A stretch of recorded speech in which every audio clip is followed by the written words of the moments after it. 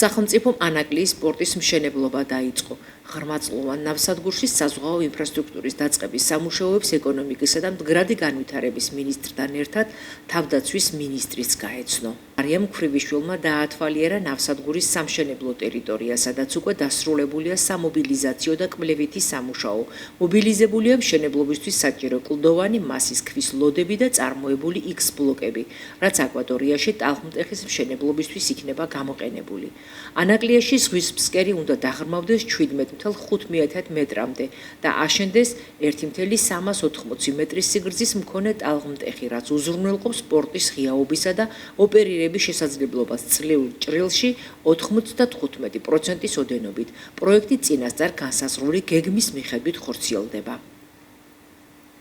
ისტორიული პროექტის ანაკლიის ღრმაწლოვანი პორტის მშენებლობა დაიწყო. დღეს ჩვენ ვიმყოფებით ანაკლიის პორტის ტერიტორიაზე, სადაც ადგილზე დავათვალიერეთ მიმდინარე სამშენებლო სამუშაოები, რომელიც საკმაოდ აქტიურ ფაზაშია შესული. ჩვენ გასული პერიოდის განმავლობაში აქტიური მოლაპარაკებები ჰქონდა კონტრაქტორ კომპანიასთან და მათთან ერთად ჩვენ ოპტიმიზაცია მოვახდინეთ პირველადი კონტრაქტის ღირებულების და მოხდა პროექტის გაიაფება 52 მილიონი დოლარით. განსაკუთრებით მნიშვნელოვანია ანაკლიის პორტი ჩვენი ქვეყნისთვის, ჩვენი ქვეყნის ეკონომიკისთვის მნიშვნელოვანია, რომ ის იქნება კომპლექსური ინფრასტრუქტურა, სადაც ერთის მხრივ, რა თქმა უნდა, მოეწყობა საპორტო ინფრასტრუქტურა და მეორეს მხრივ მომიჯნავე ინფრასტრუქტურა, როგორიც არის მათ შორის თავისუფალი ინდუსტრიული ზონა, ასევე მოეწყობა პორტთან მისასვლელი გზა, ისევე როგორც რკინიგზა, რომელიც უზრუნველყოფს პორტის ფუნქციონირებას, გამართულ ფუნქციონირებას და უზრუნველყოფს იმას, რომ ანაკლიას ექნება ღირსეული ადგილი არა მხოლოდ საქართველოს საპორტო ინფრასტრუქტურაში, არამედ რეგიონში. განსაკუთრებით მნიშვნელოვანია, რომ სამშენებლო სამუშაოების დროს აქცენტი კეთდება ადგილობრივი მოსახლეობის დასაქმებაზე. ასევე პროექტის კომპლექსურობიდან გამომდინარე საერთაშორისო დონის კომპანიები, ისევე როგორც ექსპერტები არიან მობილიზებულები, რაც უზრუნველყოფს ერთის მხრივ ადგილობრივი მოსახლეობაზე ამ პროექტის დადებითად ასახვას და მათ კეთილდღეობაზე და მეორეს მხრივ ჩვენ რა თქმა უნდა უზრუნველყოფთ საერთაშორისო ექსპერტიზის ჩართულობას იმისთვის, რომ უმაღლესი ხარისხით მოხდეს ანაკლიის ღრმაწლოვანი პორტის პროექტის მშენებლობა და განვითარება.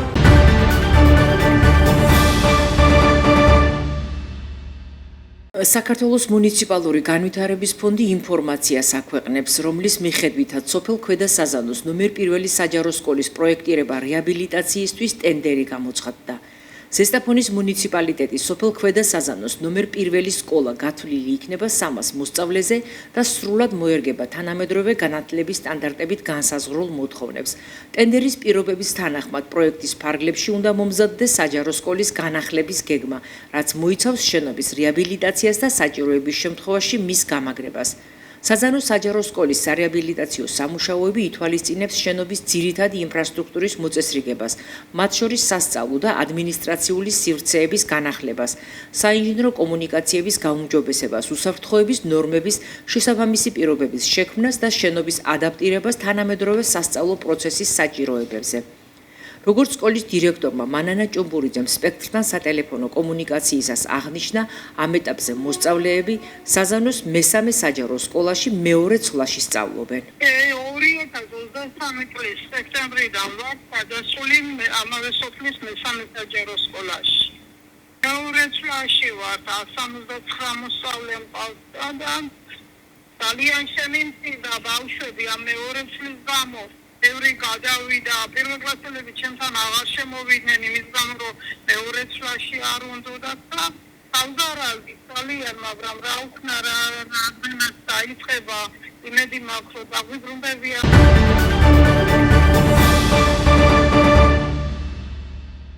რამდენიმე თვეა შოროპანში შუალედური გაჩერების პუნქტის მშენებლობა მიმდინარეობს.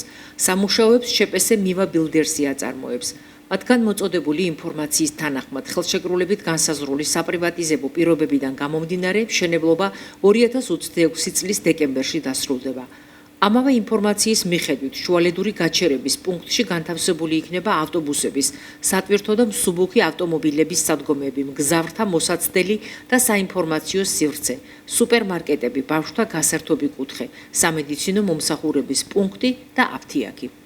აღნიშნულ ტერიტორიაზე გამოიყოფა ასევე ზესტაფონში ეგრეთ წოდებული ყავების ქუჩაზე მდებარე სწრაფი კვების ობიექტებისთვის ალტერნატიული სივრცე და მოეწყობა თიხის ჭურჭლის სარეალიზაციო ადგილები, რომლებიც საპრივატიზაციო ხელშეკრულების მოთხოვნათა შესაბამისად დროებით სარგებლობაში გადაეცემა სახელმწიფოს მიერ განსაზღვრულ ადგილობრივ მოსახლეობას, სადაც შესაბამისად მოხდება მათი დასაქმებაც.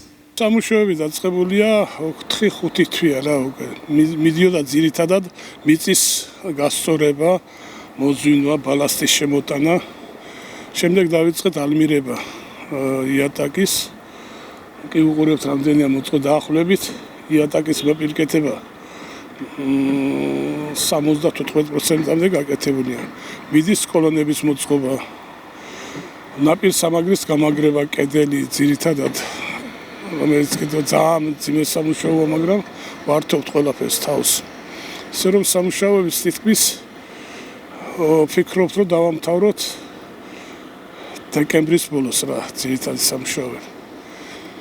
დანარჩენი არ ვიცი, ამინძეც ბევრია დამოკიდებული, როგორი ამინდი გვექნება. მიმდინარეობს კოლონების მოწყობა, მიმდინარეობს მესამე ფრიგერის მოწყობა. ასე რომ ყველანაირად ვფიქრობთ დეკემბრის ბოლოს დავასრულოთ მშენებლობა. რამდენი კვადრატის მოცულობის იქნება ობიექტი? ძირითადად შენობა არის 9700 კვადრატი. მარტო შენობა, სადაც მოთავსდება ესენი სუპერმარკეტები, ბავშვთა სათამაშო ოთახები, სხვადასხვა დანიშნულების იგივე მოთავსდება და ისი არის 4 ჰექტრამდე რა 40000 კვადრატზეა გათვალისწინებული ტერიტორია თვითონ. მოპირკი რა თქმა უნდა, კეთილმოწყობა, ეზოს კეთილმოწყობა, ეს პარკინგების გაკეთება, ეზოკანონკები კეთდება, მე როგორც ვიცი და ისე რა პროექტირებაშია ობიექტი.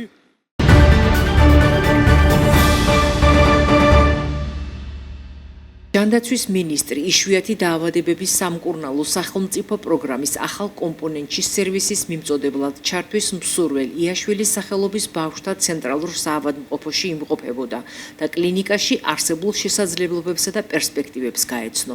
საუბარია სპინალურ კუნთოვანი ატროფიის, დიუშენისა და ბეკერის კუნთოვანი დისტროფიით მქონე პაციენტებისთვის ამბულატორიულ, სტაციონალურ და კვლევით მომსახურებებზე. მიხელ სარჯვალაძემ ამბულატორიისა და დიაგნოსტიკის განყოფილებები დაათვალიერა და გაეცნო მათ ტექნიკურ აღჭურვილობას. ჯანდაცვის მინისტრმა ექიმებთან ერთად განიხილა სამედიცინო დაწესებულებაში ნერვკუნთოვანი დაავადებების მქონე პაციენტების მომსახურებისთვის არსებული საშუალებები. ამასთან ისაუბრეს ბენეფიციართა საჭიროებებსა და პროგრამის ახალი კომპონენტის ეფექტურად მართვის საკითხებზე.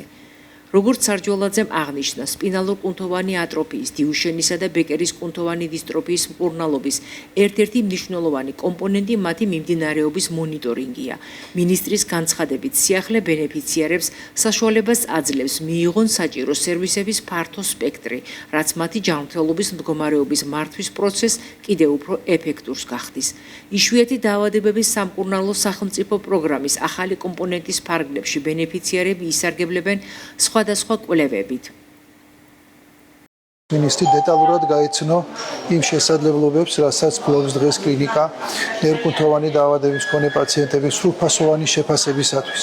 ნახეთ ყველა ის დიაგნოსტიკური შესაძლებლობა, რაც გვაქვს დაწყებული ლაბორატორიული დიაგნოსტიკიდან, დამთავრებული უფრო მაღალ ტექნოლოგიური შესაძლებლობით, მაგალითად მაგნიტორეზონანსული ტომოგრაფია, ნახეთ კომპიუტერული ტომოგრაფია, დავათვალიერეთ ელექტროკარდიოგრაფიის, გულის გამოკვლევის შესაძლებლობები, ყველა ის აუცილებლობა და საჭიროება, რაც აქვს ამ პაციენტებს შესაძლებელი იაშვილის კლინიკაში სრულად იყოს გადაფარული.